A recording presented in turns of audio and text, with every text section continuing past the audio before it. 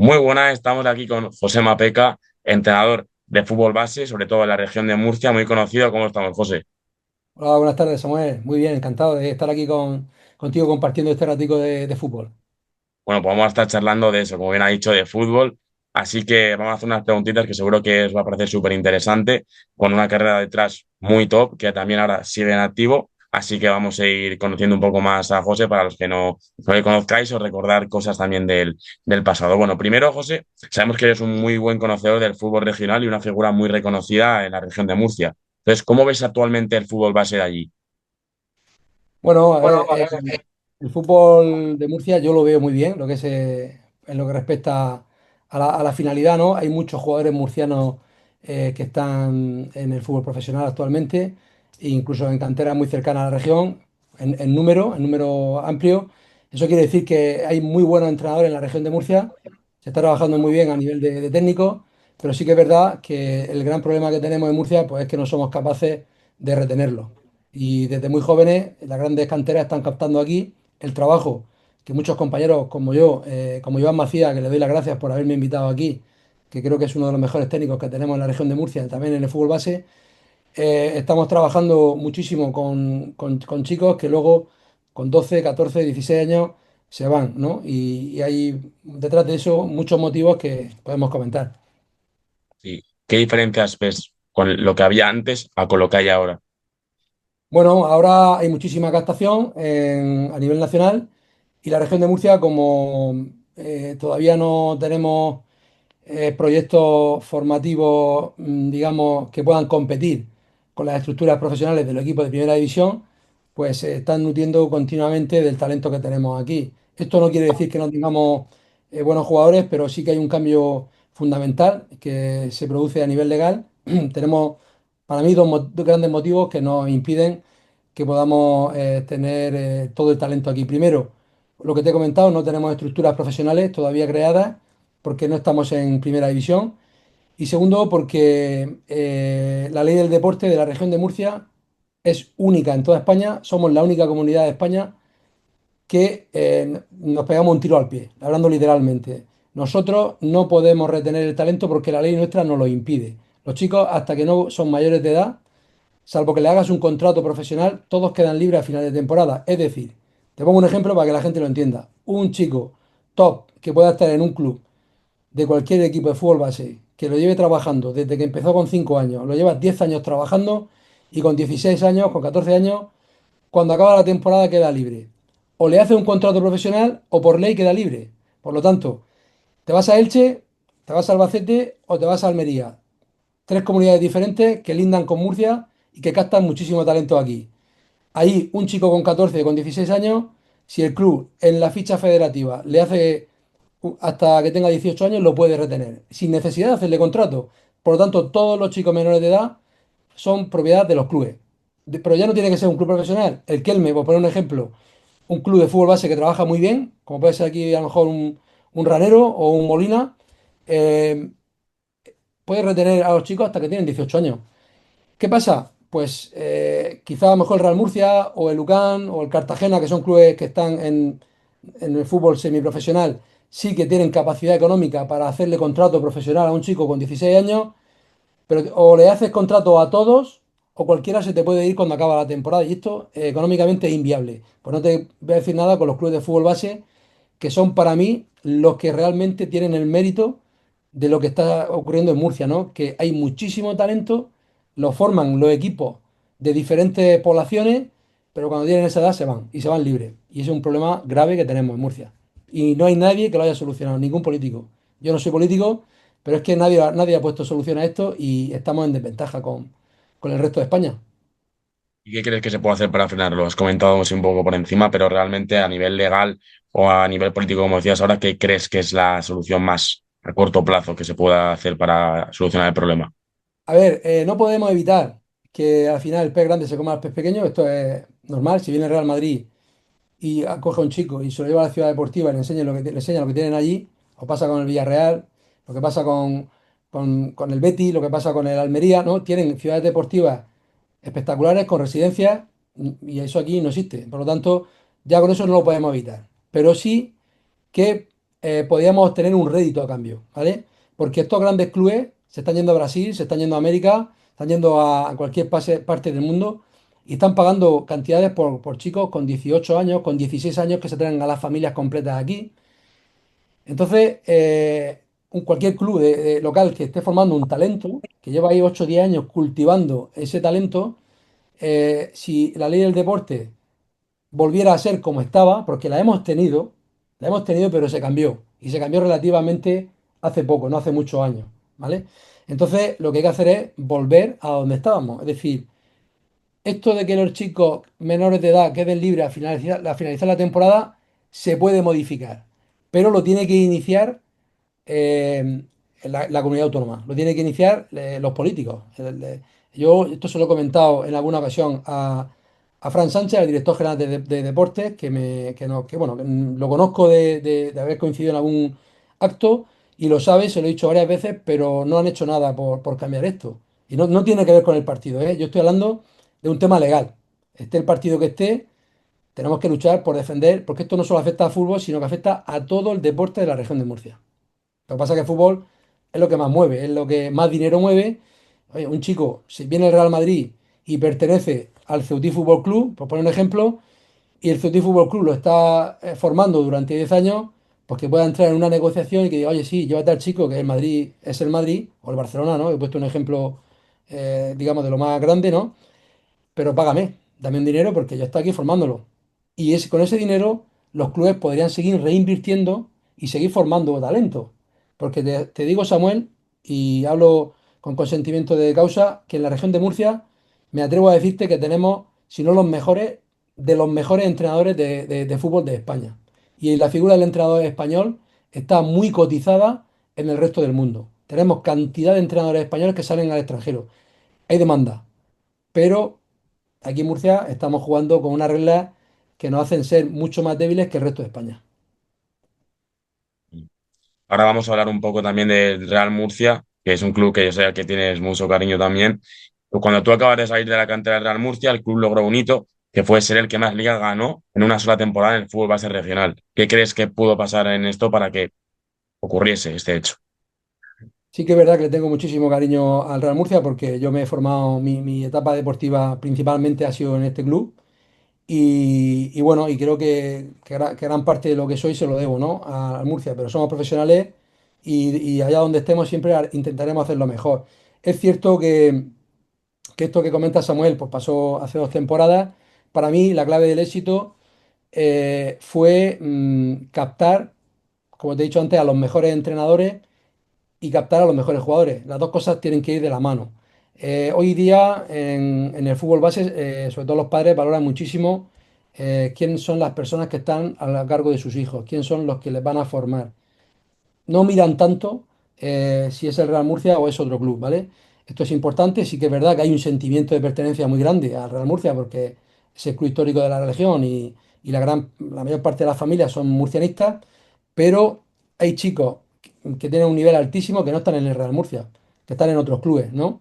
Y esto se debe principalmente a lo que te comentaba al principio. Yo creo que el éxito, hablo en plural, que tuvimos, porque cuando yo accedí a la dirección de cantera de Real Murcia, estaba ya todo prácticamente hecho. Yo entré en el mes de julio como director de cantera, estaban decididos los entrenadores, estaban decididas las plantillas. Entonces lo que hice esa temporada, con las instrucciones del presidente Agustín Ramos, que me dijo, José, tenemos que volver a ser lo que éramos y quiero que el Real Murcia, por lo menos en las primeras categorías, sea campeón. No por en sí, por el resultado, sino porque tenemos que tener a los mejores jugadores y que sean de Murcia. Esta era la prioridad. Seamos campeones y seamos campeones con gente de la región. Y bueno, en los equipos, como puede ser un Juvenil División de Honor o en el Imperial, si hemos de tener uno o dos, pues ya veremos, ¿no? Porque siempre para reforzar, sobre todo en División de Honor, necesitas buscar algo fuera porque Murcia no surte esa categoría lo suficiente. Pero en el resto de categorías, y así lo hicimos durante esa temporada, estuvimos observando qué clubes estaban haciendo lo mejor.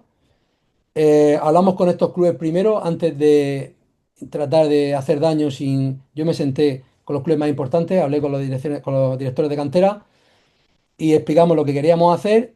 Inmediatamente, después de comunicar esto, hablamos con los técnicos que considerábamos que eran los mejores. Estaba Iván Maciá, estaba Manolo Patier, teníamos a Nacho Prior, teníamos a Manuel Morilla, teníamos muchísimos entrenadores que fuimos hablando con ellos y ya en el mes de diciembre, recuerdo noches seguidas, Juan Baldó, que lo contratamos, en paz descanse, con su equipo de trabajo en el fútbol 8.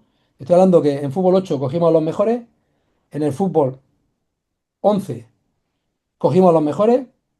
Todos conocían ambas categorías porque Iván Macías, Manolo Patier, Juan Baldó, entre ellos se conocían, eran los mejores técnicos que estaban trabajando en ese momento, junto a Nacho Prior, Manuel Morilla, Manolo Santos. Te puedo nombrar muchísima gente, ¿no? Estaba Pedro Alenda también ahí de coordinador. Y bueno, lo que hicimos fue, por un lado, captar a estos recursos humanos, ¿no? A estas personas que eran los mejores, José Antonio Marín. Estamos hablando de entrenadores que son especialistas en esas categorías. No son entrenadores que querían venir para entrenar al primer equipo, no, ni siquiera al Imperial o al División de Honor. Son entrenadores que quieren entrenar en infantiles, que quieren entrenar en fútbol 8 y que llevan 15 años, 10 años, 20 años, como el caso del equipo de Juan Baldó, en lo mismo. Por lo tanto, son los mejores, son los especialistas. Eso fue lo primero que hicimos. Creamos un área de metodología con Fran Cano, que era un poco el eje vertebrador de lo que hacíamos en el día a día, monitorizábamos todo lo que hacíamos al día, todo, absolutamente todo, y desde el mes de octubre y noviembre empezamos ya a trazar las estructuras, a hablar con estos técnicos y nos íbamos todas las noches de la condomina. Yo cerraba el estadio a las 11 a 12 de la noche con Juan Baldó, lo puedes comentar con los técnicos, hablando con los padres uno a uno en todas las categorías. Captamos a los mejores jugadores y captamos a los mejores entrenadores que en ese momento creo que habían en la región de Murcia y lógicamente que estaban dispuestos a venir. Ese fue el éxito, tener a los mejores. Y de hecho, un año después, el 90% de esta gente no está, pues son decisiones que se toman en el fútbol y que son respetables. El fútbol funciona en base a la confianza, pero una pena. Y el año pasado, sin ir más lejos, no se ganó ninguna liga en las primeras categorías, ¿no? Esto no es casualidad. Esto no es culpa de Real Murcia, no es culpa de... Es que al final o tienes a los mejores contigo, o al final pues se van a otro sitio y pasa lo que pasa, ¿no? Por lo tanto, creo que en resumen sería crear una estructura de fútbol base. Nosotros llevábamos 41 equipos, teníamos fútbol femenino incluido, con Alicia Burillo al frente, con su equipo de trabajo. Y en el fútbol masculino teníamos, como te he comentado, colgando de Francano, teníamos el fútbol 11 con Pedro Alenda, que dirigía en ese momento una parte del fútbol 11, Juan Baldó, que estaba en el fútbol 8, y con la incorporación de estos técnicos que te he nombrado. A partir de ahí, todo fluye, porque tiene gente que es comprometida, que conoce, que domina, que tiene llegada con los padres, que tiene llegada con los chicos, y que, lo más importante, eh, su trayectoria le avala. O sea, esto no va de nombre, de que sea un exjugador, porque precisamente muchos de ellos no han sido jugadores profesionales de fútbol, pero en la región todo el mundo sabe quién es cada uno de ellos.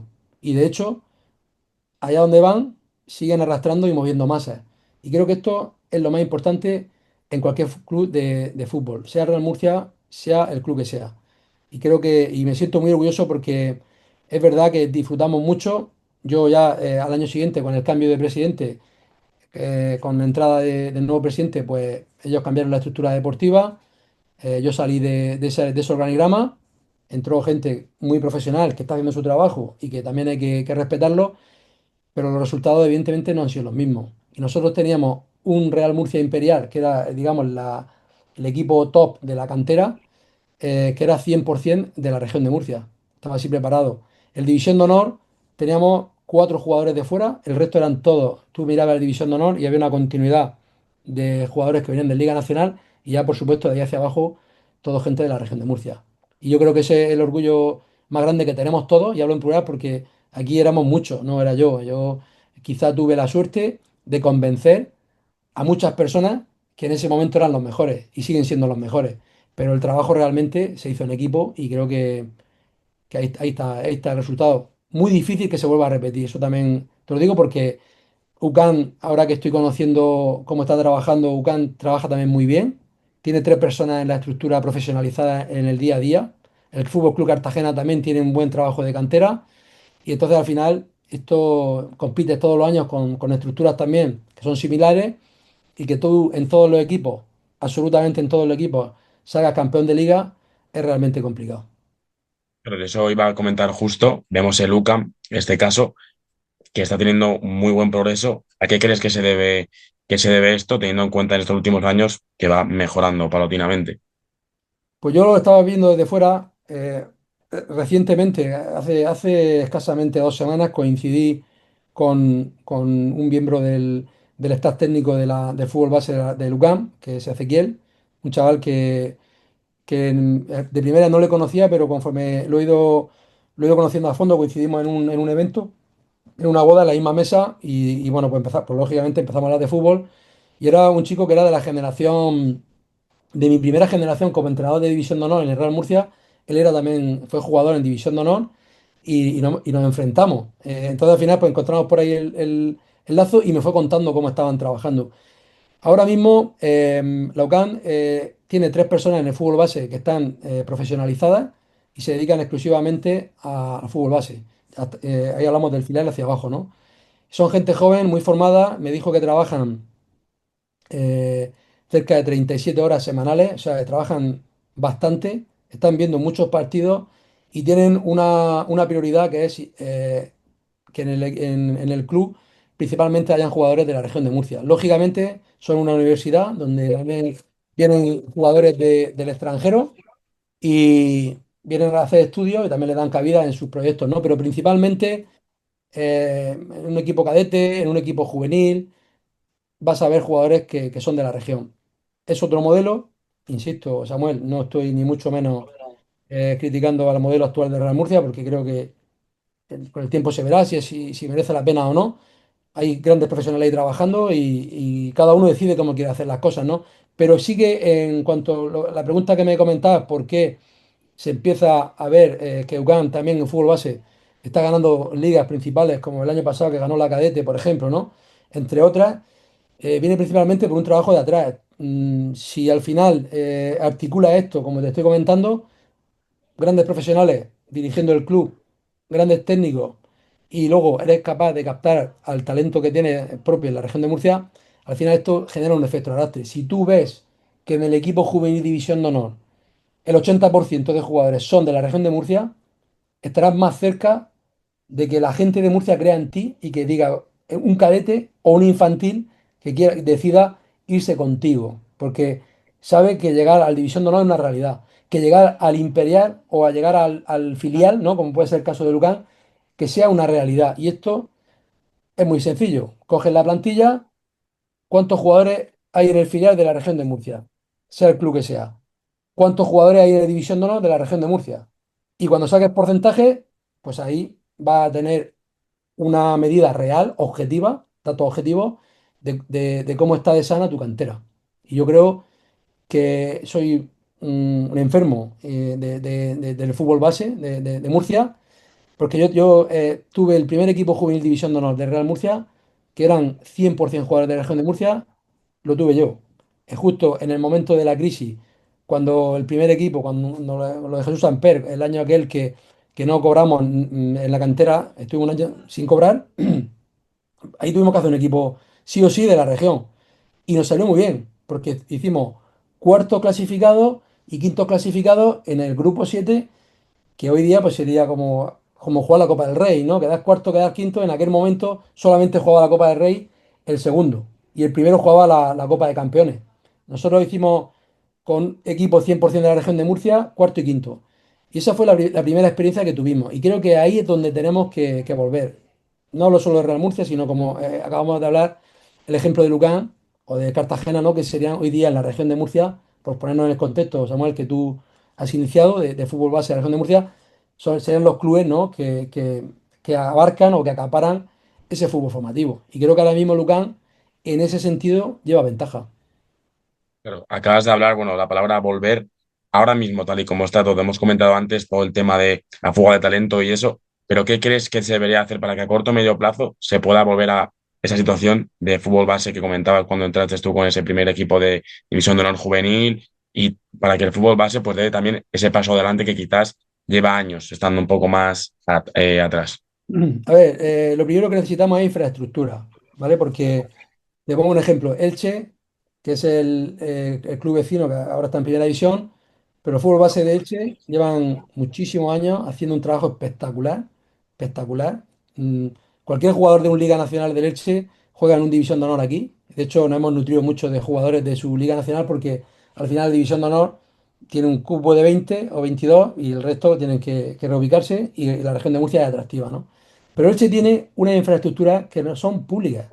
Tú vas a Elche y la ciudad deportiva de Elche es municipal, no es del Elche, ¿vale? El Albacete sí que la tiene en propiedad, que también tiene una ciudad deportiva, la Andrés Iniesta, que es brillante, o Almería, Granada. Nosotros necesitamos tener ciudad deportiva, que puede ser a través del club, que en este caso, a ver si el Real Murcia finalmente hiciera la ciudad deportiva que ha proyectado, que eso sería el primer gran paso, o el UCAM, que también creo que tiene en proyecto una ciudad deportiva propia, ¿no? Crear infraestructura, bien a través de los clubes o bien a través de la comunidad autónoma. Tiene que haber más inversión porque el fútbol hoy día mueve masa, es una economía, es una potencia y la región de Murcia lidera en España la creación de jugadores desde el fútbol base, ¿no? Y la segunda es la que te acabo de contar.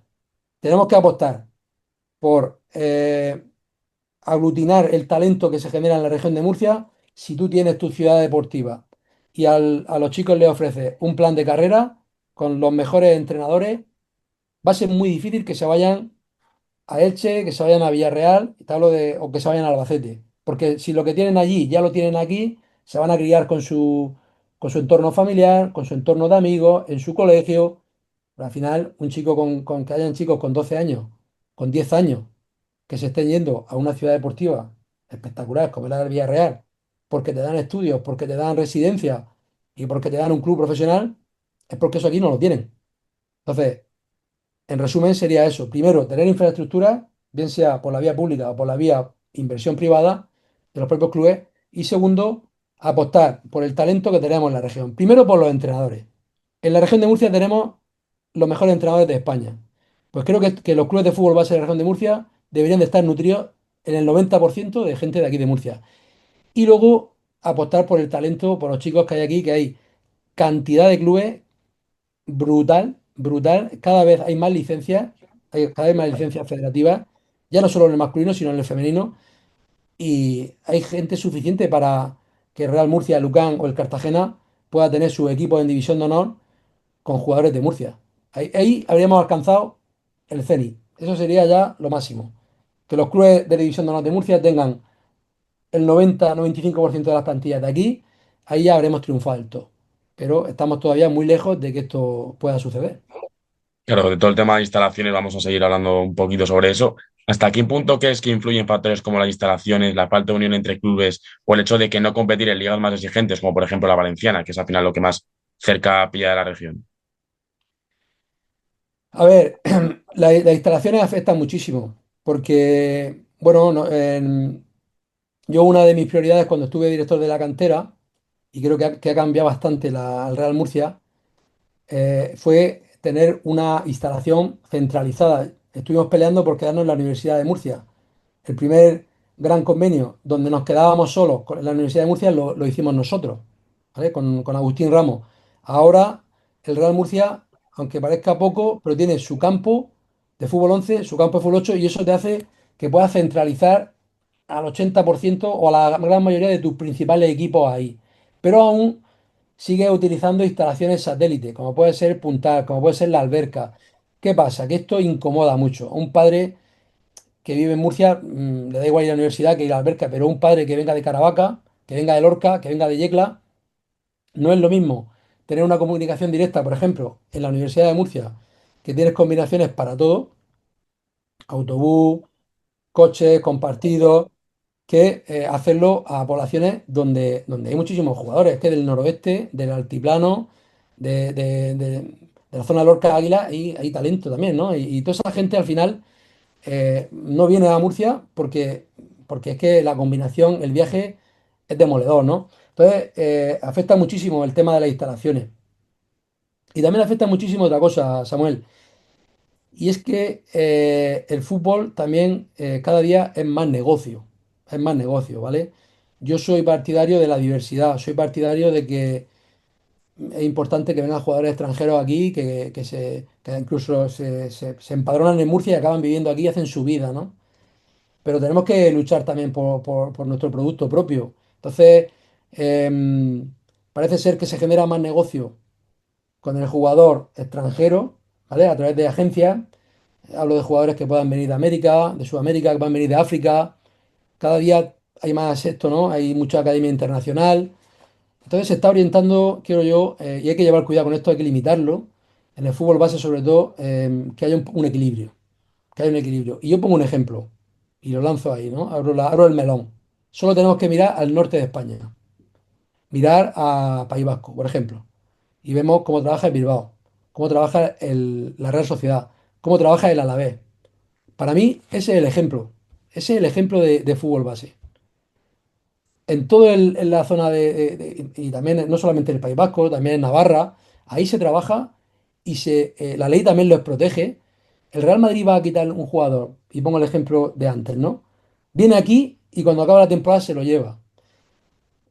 Si va a Elche, a Albacete o Almería, no se lo va a llevar tan fácil, va a tener que negociar. Pero como vaya a Pamplona, no se lo va a llevar en la vida. Como el Bilbao diga que el jugador no sale de ahí, no sale. Es más, se me ocurrió a mí una vez llamar a un chaval de un equipo que no era de los que he nombrado, era un equipo que estaba en División de Honor y no sé si era el Arenas o algo así, y poco más, y acabo en el juzgado, porque me decía el director deportivo que cómo se me ocurría a mí llamar a un chico que era menor de edad. Menor de edad era que tenía 17 años y yo le estaba llamando para mi equipo de División de Honor, que al año siguiente cumplía 18. Pero sí que era verdad, que era menor de edad. Digo, oye, perdona, pero si es que a nosotros los menores de edad, a nosotros nos llaman, cuando llega el mes de febrero o marzo, nos llaman todos los días, los llaman directamente a ellos, ni nos piden permiso al club porque saben que a 30 de junio quedan libres. ¿Ves la diferencia? El ejemplo de fútbol base lo tenemos en el norte de España. Por eso no hay tantos jugadores de ahí jugando en el Villarreal, en el Madrid, porque ahí protegen lo suyo. Y por eso el Bilbao tiene un equipo 100% de Bilbao en primera división. Ahí tienes la respuesta, Samuel.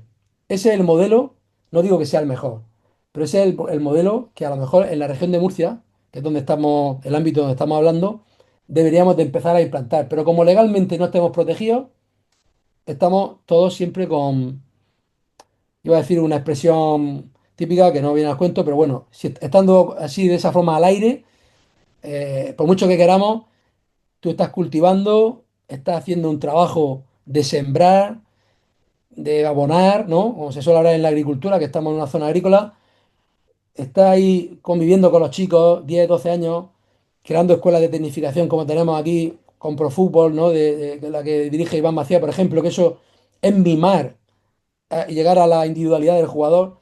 Y luego cuando ya está la flor grande, entonces llega un equipo y hace así, pum, la corta, además la corta gratis. Te ha dejado en shock. No puedes hacer nada. No puedes hacer nada. Ese es el modelo al que debemos aspirar y es posible. Es Claro, posible. Pero, ya te digo, a nivel legal, a nivel de comunidad autónoma, tiene que haber un antes y un después. Y tiene que haber alguien que diga, oye, es el momento, vamos a hacerlo. Y luego a nivel de clubes profesionales, lo mismo. Que los clubes de aquí, de la región, tengan claro que su filosofía va a ser esa. Y no estar cambiando cada año o cada 2 años a los referentes. El Real Murcia creo que dio un paso importante, profesionalizando un poco el fútbol base a nivel también de dirección deportiva. El director deportivo del fútbol base, que es Pedro Asensio, que es una persona que está mucho tiempo formado en canteras como el Español, tiene dedicación 24 horas, 7 días a la semana a esto. O sea que ha dado un paso en ese sentido, ¿no? Por hablar del Murcia que me comentaba antes, pero todavía tenemos que tener esa prioridad. Tenemos que decir, oye, ahora mi prioridad va a ser con Murcia. Vamos a apostar por la gente de aquí. Y eso lleva un tiempo, eso lleva un tiempo. Pero si no tenemos esa cobertura legal, al final, ¿qué pasa? Porque el mismo club dice, ¿de qué me sirve a mí estar aquí con el cariño a un cadete, por poner un ejemplo, si llega al Girona, como ha pasado recientemente, y se lo lleva y no puedo hacer nada? Si el padre no me quiere firmar un contrato, yo sé que perdió al jugador. Lo único que puedo hacer es no ponerlo, no convocarlo, hacerle la vida un poco difícil para ver si esto debilita su... No, no, pero ya el chico cuando ya está enfocado a irse, y fíjate que te hablas del Girona, se va al Girona. Y el Girona es capaz de quitarnos aquí un futbolista que tiene un talento tremendo. Y esto ha pasado. O sea, no he dicho el nombre, pero bueno, los que estamos en el fútbol base podemos contar muchos casos de estos porque los conocemos. No, no es ni el único ni el último.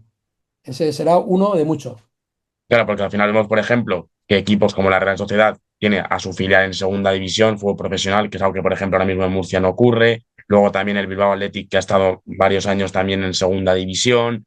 El Alavés, la verdad es que desconozco su situación, pero luego los juveniles igual. Ayer igual sacan un buen resultado contra el Arsenal Youth League, el Athletic Club, y vemos que es muy referente también a nivel nacional ese tipo de canteras. Sí. Son referentes y además son súper rentables para los clubes, porque al final es un producto propio. Imagínate un equipo que con la política que tenemos aquí en nuestra región tuviera que estar en segunda división o en primera red filial, solo con jugadores de fuera, el dinero la inversión que supone, ¿no? Cuando tú creas un modelo y confías en él con el paso del tiempo, porque eso no va a suceder en un año, pero con el paso del tiempo al final consigues eso. Porque el fútbol significa lo mismo allí que aquí. O sea, no hay diferencias. Estamos en un mismo país, estamos en... La cuestión está en lo que hemos comentado, ¿no? En cuidar muchísimo el producto propio que tiene y luego mimarlo, porque te voy a poner un ejemplo que ilustra mucho lo que estamos comentando, ¿no? Tengo un amigo que conocí que fue director de la cantera del Albacete, Ernesto Casaña, que ahora está de director de metodología en el Real Madrid, en la cantera del Real Madrid. O sea, es un hombre bueno, lleva una trayectoria espectacular, estuvo en el extranjero también, en cantera, o sea, hablo de un compañero de fútbol base, y un día me decía, Mapeca, cuando salí de la cantera del Murcia, que me llamó para preguntarme qué había pasado y tal, y que no entendía mucho qué pasaba y me decía, el Murcia me decía, sois especialistas en pegaros un tiro al pie, en autodestruiros, decía, hablaba del Real Murcia en este caso, ¿no? Igual pasaba con otro compañero de allí, de Albacete, que también ha entrenado muchos años en División de Honor, juvenil, está en la cantera y me decía exactamente lo mismo. ¿Pero qué pasa? Estáis siempre reinventando proyectos. Y ahora que pasa el tiempo es verdad, yo digo, bueno, yo al final salgo porque yo no me puedo dedicar profesionalmente al fútbol y porque también entiendo que en ese proyecto no debía estar, ¿no? Y bueno, somos gente de fútbol y lo entendemos. Pero no puedo entender cómo un año después, cuando ves todo el éxito que has tenido con personas, hablo de entrenadores y hablo de jugadores, cómo un año después el 90% de esas personas no están. Es una decisión de club respetable, pero no sé si acertada, no lo sé. Pero es una pena que tú creas una estructura, un proyecto, un modelo y que de un año para otro cambie.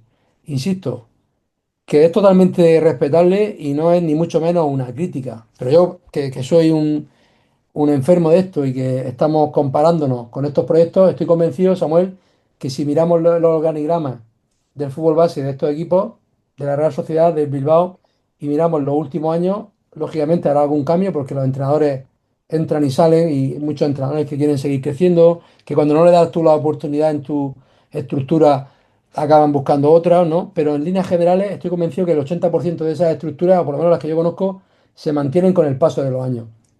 Porque han conseguido tener a especialistas en categorías y han conseguido tener a gente que tiene sentimiento de pertenencia al club, pero también al proyecto. Cuando uno está convencido que lo que está haciendo es lo correcto, ya no mira el dinero, sino que mira el reconocimiento, el sentirse bien. Y esto es que luego se transmite a los chicos. O sea, al final esto hace que cuando los entrenadores hablan con los padres o hablan especialmente con los jugadores, le están convenciendo desde el conocimiento. Esta es la diferencia. Yo me acuerdo el caso de Iván Macías o Manolo Patier, cuando vienen a la Real Murcia, con la ilusión con la que llegan, y la cantidad de padres que entran por la puerta de la oficina y estás hablando y estás explicándole un proyecto que en ese momento teníamos y que era verdad. Le estábamos contando verdades. Teníamos monitorizado todo lo que pasaba en cada uno de los 41 equipos en el día a día, sobre todo en el trabajo. Y teníamos el orgullo de contarlo, porque nos poníamos ahí y le decíamos, oye, es que esto es lo que estamos haciendo y lo que vamos a hacer, ¿no? Ahí está la clave. La clave está ahí. Yo, lógicamente, me tengo que sentir orgulloso del trabajo que hicimos, pero también estoy de acuerdo contigo, Samuel, de que estos son reflexiones que debemos de ver qué modelo es el más adecuado y luego, pues con el paso del tiempo se irá viendo. Pero lo que sí tengo claro es que el modelo del norte es mucho más rentable que el modelo que tenemos aquí nosotros. Es mucho más rentable porque el producto es propio y no tienes que hacer grandes desembolsos en hacer fichajes. No hay tanto mercado de jugadores como tenemos aquí. Tantos jugadores extranjeros con presencia en los principales equipos del fútbol base. Porque hay mucho. Y está bien, son jugadores que tienen mucho nivel. Yo voy a verlos, pero tenemos que darle más participación a la gente de aquí. Bueno, las mencioné antes un poco por encima, pero vamos a entrar más en materia. Hoy en día existen academias como nosotros, Pro Fútbol Base, que ponen sus servicios al alcance de los clubes para mejorar la formación de los futbolistas. ¿Tú qué opinas sobre este tipo de colaboración entre clubes y la academia? Pues mira, hace unos días estuve tomando un café con Iván Macías, que es socio de Pro Fútbol Base, y hablábamos de esto. Y lo digo de verdad con cómo lo siento y desde el corazón. Creo que es un acierto y creo que debería ser obligatorio que todos los clubes tuvieran el área de tecnificación. ¿Qué pasa? Que esto tiene un coste, porque este modelo de negocio, que seguro que tiene un éxito, y así me lo transmitió Iván, allá donde monté una escuela voy a tener muchísima gente, pero principalmente porque en el fútbol base, actualmente el costo económico de un club de fútbol base, el más del 50% se va para gastos de la federación, en licencias, en seguro médico. Entonces, bueno, dependiendo de la zona en la que esté,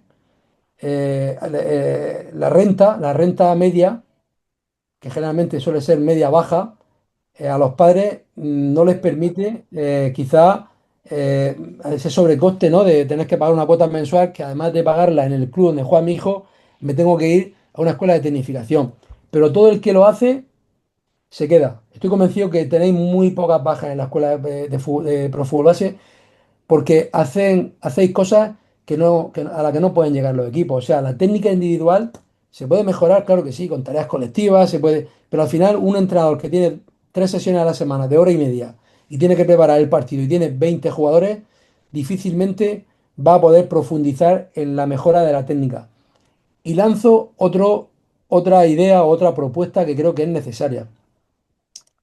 Nos fijamos solamente en la Superliga, que hay un grupo, en la región de Murcia hay un grupo de Superliga, por ejemplo, en la cadete o en la infantil, pero hay que ver cuántos grupos hay en la autonómica, en la segunda, en las primeras, segundas y terceras categorías. Ojo, tenemos 5 categorías de fútbol base, pues en las 4 categorías de abajo es donde más jugadores tenemos. Todos los fines de semana veo partidos y veo unas carencias técnicas brutales, brutales. Hablo de un simple control, de un buen pase, de un buen tiro, de un buen saque de puerta. Todo eso se trabaja individualmente.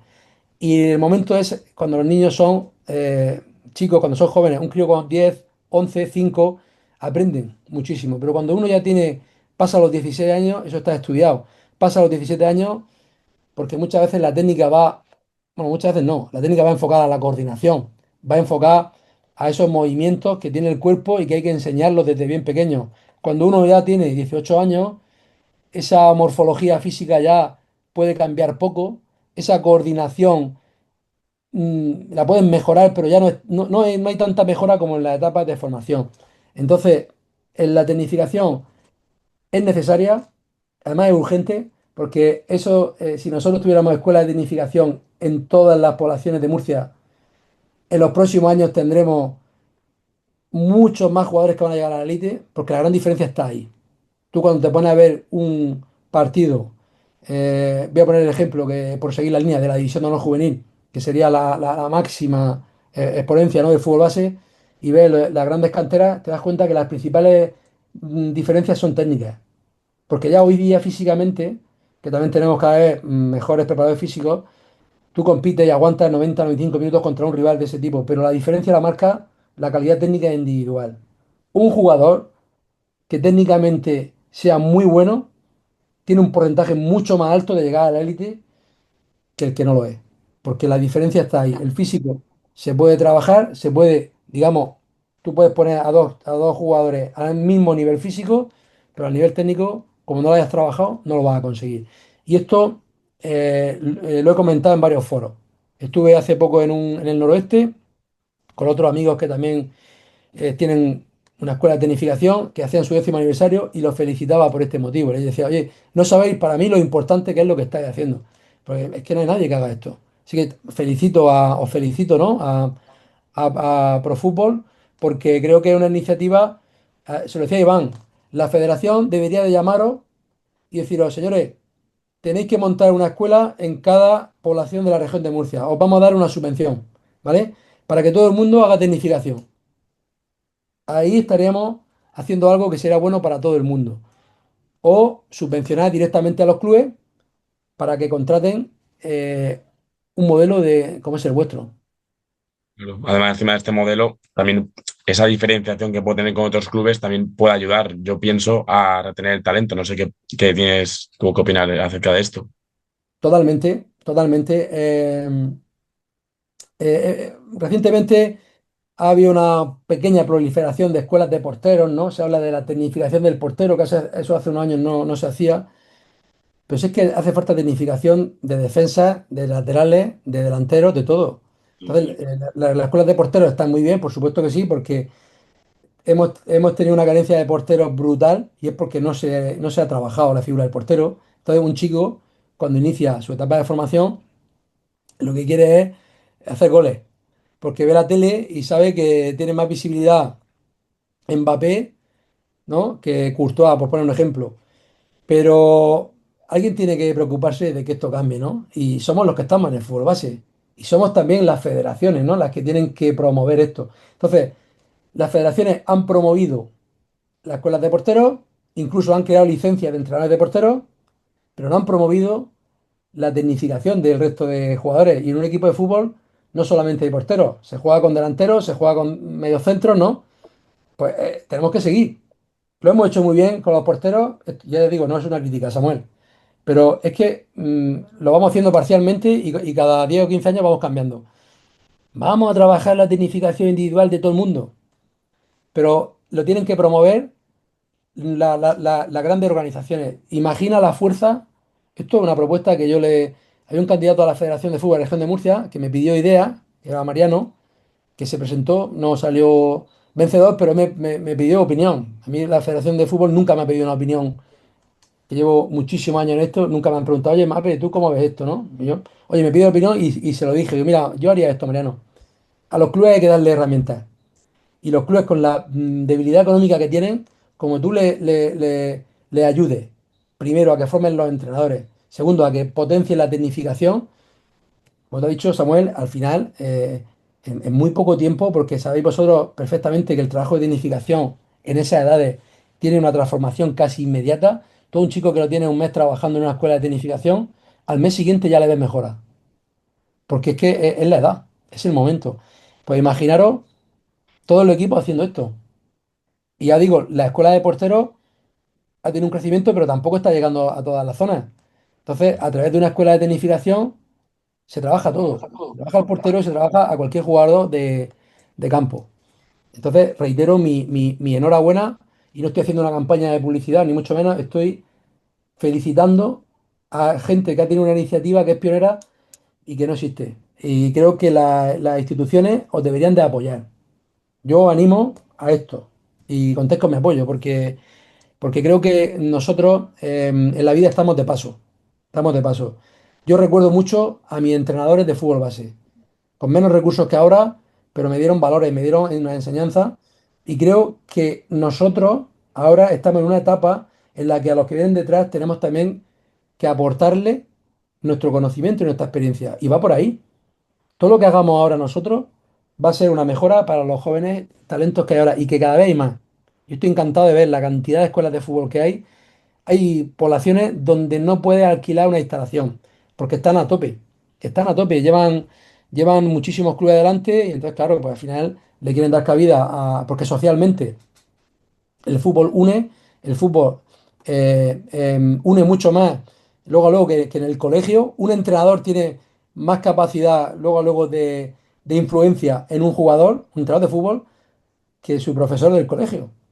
Muchas veces los padres castigan a los niños con el cole o con el fútbol y están equivocados, ¿no? Porque lo que hay que hacer es educarlos, ¿no? Y en ese sentido, creo bueno, tenemos que seguir creciendo y seguir con esa ilusión, porque el tiempo al final os dará la razón. Estoy convencido que con el paso del tiempo, esto que estoy diciendo, no sé si será de la forma que yo propongo o será de otra, pero de alguna forma, o bien porque los clubes lo creen, o bien porque o que lo externalicen a través de, como digo, subvenciones o colaboraciones, ¿no? Que creo que vosotros estáis haciéndolo muy bien y os estáis moviendo en ese sentido, por lo que yo veo por aquí en redes sociales en la zona. Mm. Bueno, y cambiando ahora un poquito de tema, vamos a hablar de un tema también muy candente, es el tema de los padres y las familias en el fútbol base actual. ¿Crees que aportan más como apoyo o a veces puede ser su presión que afecte al desarrollo de los chicos? Porque al final vemos casos de padres que están muy metidos y que a veces también puede, de una forma, pues intervenir en la experiencia del chico y claro, eso también puede ser un problema. Eso es el principal problema que hay en el fútbol base. Y sinceramente, yo era un convencido de que tenía solución. Creo que la tiene y tenemos que encontrarla. Pero está difícil, ¿eh? Está difícil porque en estos últimos años que he estado más de cerca con el fútbol base, me he preocupado de observar y sigo observando y todavía vemos auténticas barbaridades en los campos de fútbol de la región. Creo que se puede solucionar a través de los clubes y también a través de la federación, ¿no? Creo que debe de haber un plan de desarrollo de formación para padres. Yo sí que creo en la escuela de padres, igual que tenemos las tecnificaciones, creo que debería de haber escuela de padres para el deporte. De hecho, me consta que conocí recientemente a una persona que en la zona de Barcelona ya lo están haciendo, incluso crean diplomas, ¿no? O sea, los padres vienen a formarse, les explican esto que estás comentando, Samuel, de la importancia de no presionar al hijo, de confiar en el club en el que están. Ya tienen un entrenador, ya tienen un coordinador. El fútbol es un momento de la vida, de saber que yo voy a entrenar, ya tengo mis 2 horas de fútbol y cuando salgo del campo de fútbol ya tengo que pensar en la familia o tengo que ponerme a estudiar. El fútbol es una faceta más de nuestra vida. No puede ser que un niño con 10 años haya perdido un partido un sábado por la mañana y que se monte en el coche y esté la familia de luto todo el fin de semana porque ha perdido un partido. Y eso pasa todos los fines de semana. Yo lo veo. Y veo padres que todavía están en la banda dando instrucciones a los hijos. Y padres de porteros que se ponen detrás de la portería dando instrucciones a los hijos. Eso no puede ser. Eso no puede ser. Entonces, creo que los clubes son los principales actores en este sentido. Si tú cuando empieza una temporada reúnes a los padres y sientas las bases, nosotros lo hicimos en el Real Murcia. Hicimos reunión con todos los padres. Y dejamos claro que no queríamos ver a nadie en este rol. Ese rol era nuestro. Era de los entrenadores y era de los directores deportivos. Y cuando un padre tiene un problema, lo que tienes que hacer es ordenarlo. Tú juegas un partido un sábado. Tu hijo o bien no lo convocan o lo han convocado y resulta que juega 5 minutos. Termina el partido, no puede ser que el padre le dé una arenga al hijo y que luego encima de todo llame al entrenador después del partido o al coordinador para, oye, perdona, reflexiona, descansa, tómate 2 días de tranquilidad porque no vamos a cambiar nada hoy, pide cita y entonces atendemos tu, tu sugerencia, ¿no? Porque al final es verdad que los padres hay que escucharlo, pero también pagan. En el fútbol base hoy día hay que entender que un padre paga y tiene derecho también, por lo menos, a una pequeña explicación. Y esto también es formación para los padres, pero hay que ordenarlo. Entonces yo creo que, que un club, ya te digo, yo lo hice en el Real Murcia y no tuvimos ni un solo problema así importante. Siempre habrá, porque tú ya estableces el organigrama y dices, oye, mira, cuando tengas un problema, aquí. Al entrenador nunca. El entrenador va, entrena, no se te ocurra. Y si hay algún padre que se atreve a hacerlo, le llama la atención y le advierte de que si sigue con esa actitud, que seguramente tendrá que salir del club. Esa es la solución, creo yo. Pero, ¿qué pasa? Que la realidad es bien diferente. Muchas veces ponemos por delante el nivel del jugador. Es que tengo un jugador que es diferencial, aunque tiene la cabeza regular, aunque la familia tal, pero como me mete dos, tres goles por partido y yo voy primero o estoy en la zona alta, lo paso por alto. Y no puede ser. Yo vi hace 2 semanas en Ceutí un partido amistoso. Vino a jugar el Cartagena de Alevines, de Autonómica, contra Argentinos Juniors Ceutí, también Superliga Autonómica. Y vi en el Cartagena un portero que le hace una entrada el delantero del Ceutí y va y le pega. Un chico con, estamos hablando, Alevines son De años, ¿no? 10 años. Y la madre del portero todavía va a defender a su hijo y salta el abuelo de un compañero de su hijo y le recrimina a la madre. Se formó allí una arenga brutal que parece que se estaban peleando entre padres pero no, era el mismo club y te llama al abuelo, que estaba ya cansado de ver a que esa madre, que era una madre que estaba felicitando a su hijo porque le había pegado. Estamos hablando de chicos de 10 años. Esto lo vi hace 2 semanas aquí en Ceutí. ¿Ves? Este es un ejemplo de lo que pasa en el día a día. Entonces, claro, ¿qué tiene que hacer ese club? Coger a esa madre, llamarla, porque el chico seguramente no tendrá culpa, son menores, y decir, Ya. oye, esto no se puede permitir. Hasta aquí hemos llegado. La próxima vez, no sé, tomar una decisión disciplinaria. Y esto debería ser obligatorio. Con esa escuela de padres les enseñaríamos a que esto no está bien, y le puedes poner vídeos, les puedes poner ejemplos, y estoy convencido que lo podemos conseguir. Pero es otra de las áreas de mejora que tenemos en el fútbol base, porque hoy día es un gran problema. Yo no digo que todos los padres sean iguales, ¿eh? No metamos a todos los padres en el mismo cajetín, porque no son todos iguales. Hay padres espectaculares, pero sigue habiendo una parte importante de padres que necesitan una educación deportiva, una educación preparada para la formación. Ya no hablo de la élite, hablo de la formación, porque ese tipo de padres a la élite no llegan. Generalmente los clubes de élite, cuando detectan un comportamiento así, directamente al jugador no lo contratan. ¿Por qué? Porque pueden elegir. Y en igualdad de condiciones, estos clubes grandes como los que hemos nombrado, un Real Madrid o un Villarreal, se van a complicar cuando pueden elegir 10 jugadores por una misma posición. Pues si este tiene un padre que es problemático, este no lo quiero. Y esto pasa.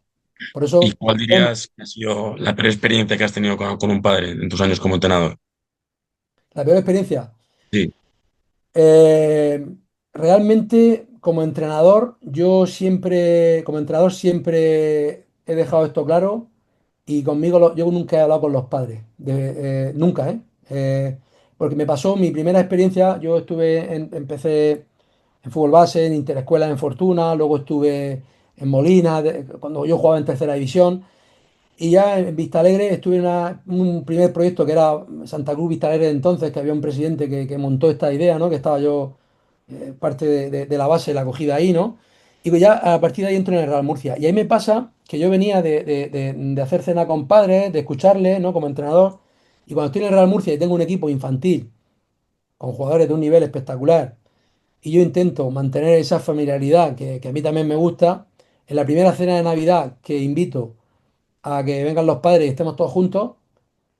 Íbamos muy bien, deportivamente hablando, y de hecho terminamos muy bien, pero en esa cena no me gustó la conversación.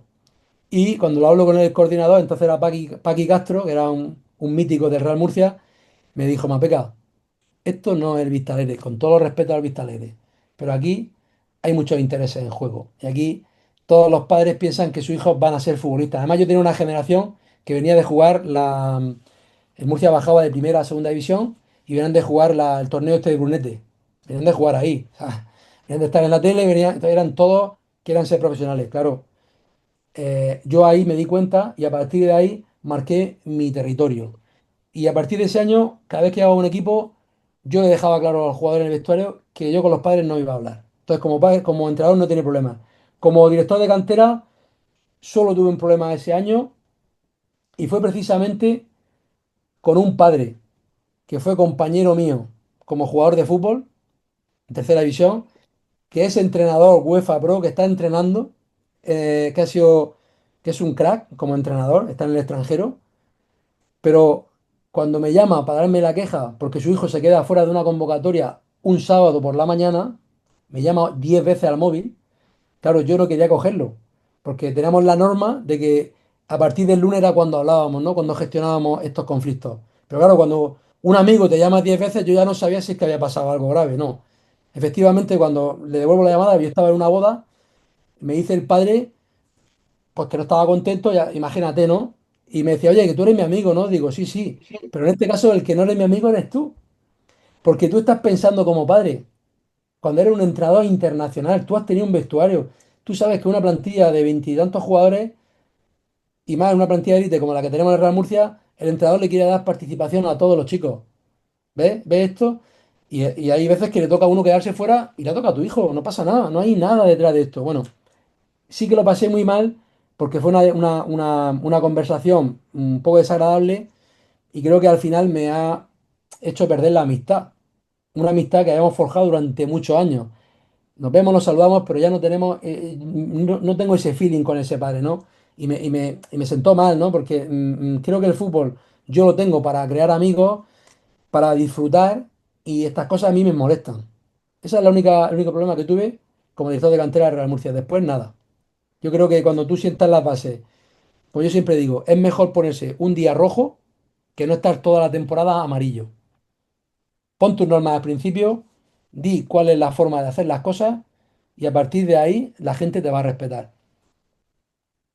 ¿Y qué crees que debe tener un jugador que juega en una cantera, un chico de cantera, para dar el salto al fútbol profesional? ¿Qué factores crees que marca la diferencia del resto? ¿Qué mensaje le darías tú a un chico de cantera que dice, dame claves para poder llegar a lo más alto posible?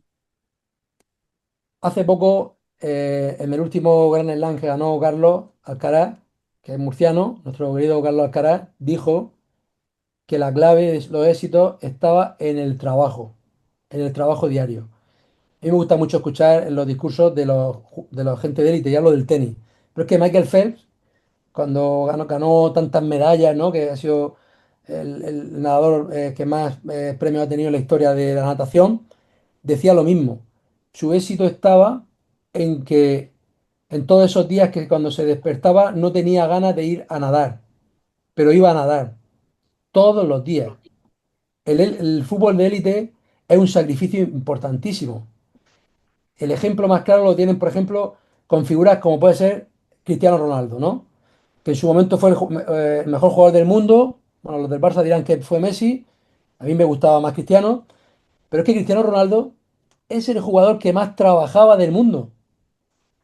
Todos los días con su equipo, luego en su casa en el gimnasio, con su dieta, se cuidaba. Lo primero es disciplina. Un jugador de fútbol base tiene que saber que se tiene que disciplinar, que tiene que ser sacrificado. Y sacrificar es que tú te vas con tu amigo, pero tú no puedes comer lo mismo que tu amigo. Que me refiero a los que no juegan al fútbol.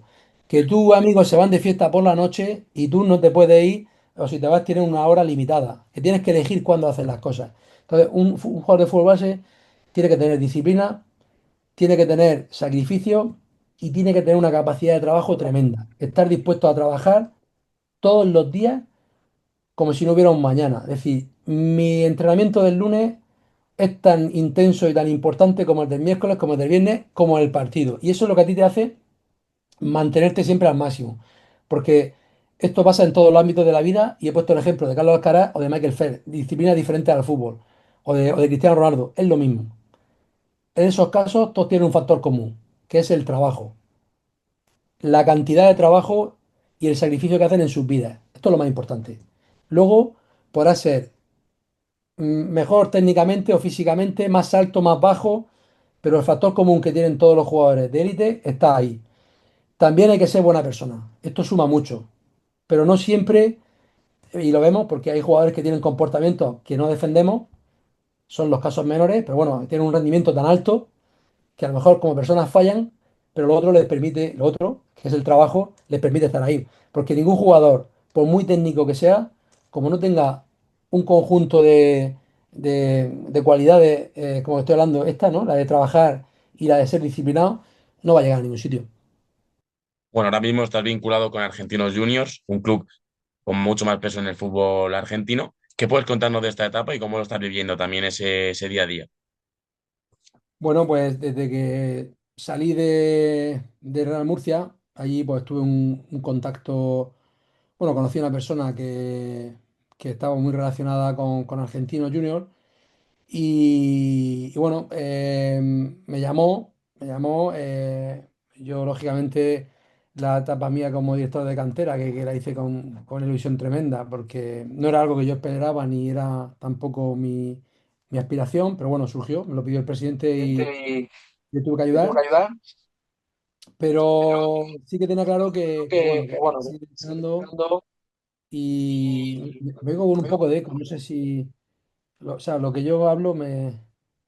A ver, no Ahora, sé. ahora sí, ahora sí. Es que Vale. me volvía, vale, gracias. Bueno, yo seguí entrenando, de hecho soy entrenador estos últimos años en tercera red y sigue siendo mi ilusión. Lo que pasa es que hace 8 años, aquí yo soy de Archena, pero vivo en Ceutí, bueno, en aquel entonces el alcalde me pidió que le ayudara con el fútbol del pueblo porque porque estaba mal gestionado y al final, pues resulta esto surgió un club, el Ceutí Fútbol Club, que lo fundé yo. Entonces, esta persona sabía que yo estaba haciendo la labor social aquí en Ceutí con este club, ya 8 años, ahora va a ser 9, la novena temporada, paralelamente a mi actividad, ¿no? Como profesional de fútbol. Y bueno, dice, bueno, pues te manejas bien aquí, llevas esto, ¿qué te parece si te planteo este proyecto? Me presentaron el proyecto Argentino Junior y hemos estado exactamente un año y medio dándole vueltas a ver cómo podíamos ayudarle a Argentinos Juniors en su expansión en Europa. Argentinos Juniors, como bien ha dicho, es un club internacional, tiene mucha más visibilidad lo que es en Sudamérica, ahí está muy extendido, muy extendido, y es una marca que le llaman el semillero del mundo por la cantidad de jugadores que ha exportado por todo el mundo, jugadores que son muy reconocidos, ¿no? Empezando por Maradona, que fue el primer gran traspaso que ellos hicieron y que les permitió construir gran parte de la ciudad deportiva que hoy tienen, del CEFA. Pero bueno, hablamos de McAllister, ¿no? Que está muy de moda Cierto. actualmente en Liverpool, está entre los elegidos para Bota de Oro, Nico González, que acaba de firmar en Atlético de Madrid, o el propio Fede Redondo, el hijo de Fernando Redondo, los dos son de Argentinos Juniors, Fernando Redondo que juega en el Madrid, y Fede que está aquí en el Elche, y cantidad de jugadores que siguen habiendo bueno, Juan Pisorín, que en su momento estuvo en el Barça, Juan Román Riquelme. En definitiva, Argentinos Juniors a nivel internacional, evidentemente tiene muchísima más imagen que aquí, por ejemplo, en Europa, porque no compite, no es un club que compita en competición europea. Entonces, bueno, pero sí que a nivel de formación es un referente. Bueno, hemos estado un año y medio hablando, viendo la posibilidad. Han venido a Ceutí la directiva de Argentinos Juniors en 3 ocasiones, han visto las instalaciones, han conocido a las personas y digamos que se ha dado todo, ¿no? Porque un proyecto de esta envergadura no es fácil que pueda abrir sus puertas en muchos sitios porque primero no hay disponibilidad de instalaciones ni tampoco todas las instituciones están por la labor. Aquí el Ayuntamiento de Ceutí se ha mostrado muy dispuesto, nos ayuda muchísimo, ha estado informado en todo momento de cómo iba evolucionando las negociaciones, porque el modelo que ellos planteaban no era viable. Nosotros aquí tenemos el principal inconveniente es el económico. Esto es una población de una renta más bien baja. Aquí se cobra muy poco en comparación, por ejemplo, con Murcia Capital en cuanto son las cuotas y los ingresos principales de un club de fútbol base vienen por ahí, ¿no? Entonces, pensamos que con esta marca y con el proyecto, con la metodología que ellos tienen de trabajo, si finalmente lo llevábamos a cabo, nos podría permitir dar un pasito más, poder pedir un pequeño incremento en cuanto a ingresos, pero sobre todo poder abarcar más sponsors. Al final el fútbol base no es ajeno al fútbol profesional. El fútbol profesional vive del marketing, vive de la publicidad, de los ingresos que se generan ahí, y el fútbol base también necesita de esto, ¿no? Y bueno, en ese sentido, pues vimos que podía ser una buena oportunidad. También lo más importante que se da aquí es que Argentinos Juniors quería tener una sede permanente, no un convenio de colaboración al uso como sucede en pues, prácticamente todo lo que existe, ¿no? En el entorno. El proyecto Argentino Junior aquí en España, en concreto en Murcia, es único porque es una sede que ellos abren aquí. No existe otra en España, no existe otra en Europa, de momento.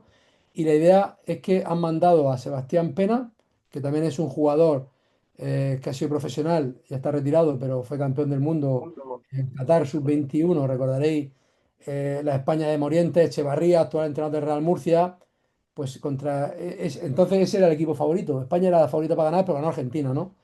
Y en esa generación de Juan Pisorín, ahí está Sebastián Pena, y es una persona que ya está aquí, lleva 2 semanas en Ceutí, es un empleado de Argentinos Juniors, es decir, le pagan ellos su salario y se dedica exclusivamente al proyecto. Está 24 horas dedicado a implantar su metodología, su filosofía y para mí lo más importante, además de la presencia física, cuál es la finalidad. Ellos ahora mismo no están pensando en, oye, quiero sacar un equipo en segunda división, en primera red, quiero. No, el fútbol senior ahora mismo tenemos ahí un equipo de los que somos filiales, que es Independiente de Ceutí, que forma parte de la estructura, pero que es un club independiente, que también va a llevar nuestra imagen, nuestra marca, pero está orientado al fútbol formativo, hasta etapa juvenil, ¿vale?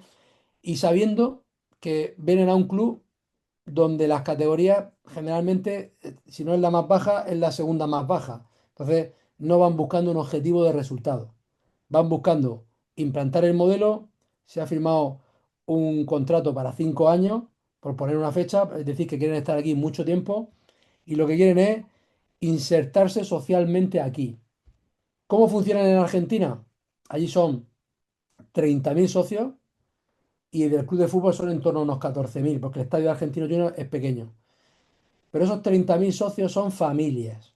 Y ahí no solamente trabajan el fútbol, trabajan multideporte, trabajan todo. Es un centro social y luego esas familias, pues muchas de ellas también van y son socias del fútbol. O sea que tienen el área social y el área profesional. Entonces aquí quieren hacer las dos cosas.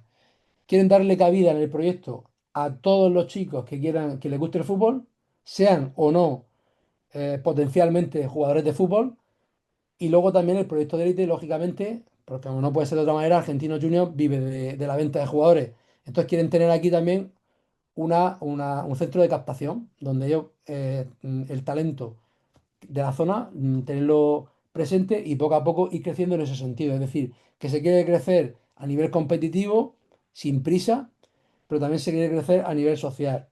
En 3 meses que llevamos juntos, hemos pasado de 13 equipos a 24 equipos. Casi hemos duplicado en un pueblo como Ezutí, es un disparate. Es un disparate, ¿no? Es algo que no se nos ha ido un poco de las manos. No pensábamos que íbamos a tener tanta aceptación. Y bueno, conforme van pasando los días, van pasando, pues ya va tomando forma. Tenemos la identidad de Argentinos Juniors también a nivel de imagen, con las equipaciones oficiales, marca propia. Las equipaciones que han mandado son de una calidad altísima, como la del primer equipo allí.